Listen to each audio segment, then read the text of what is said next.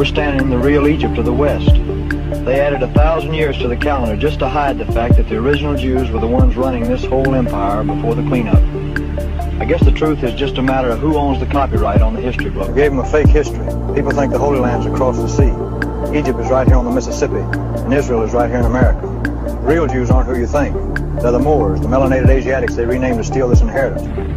The real Jews, the true Yehuda, never left home, because Israel is right here in America.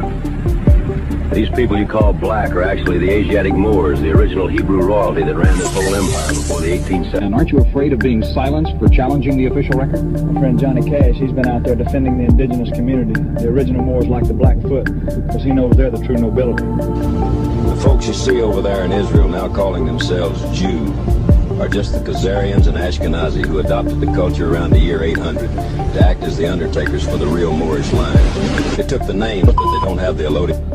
But Johnny, surely these Moors are just a footnote in African history. What does that have to do with the American Indian?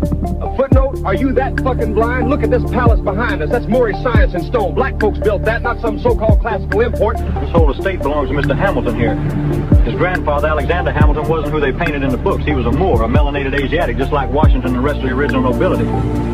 Folks believe the story they were sold, but the story is a theatrical lie.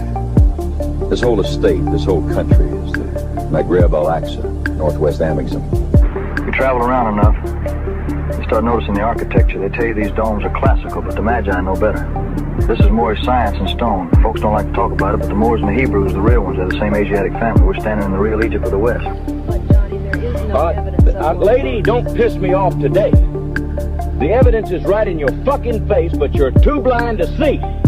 You're asking ignorant questions because you're reading from a copyrighted history book written by the victor. Presley, you've been vocal about Moorish history. Why the interest? And aren't you afraid of being silenced for challenging the official record?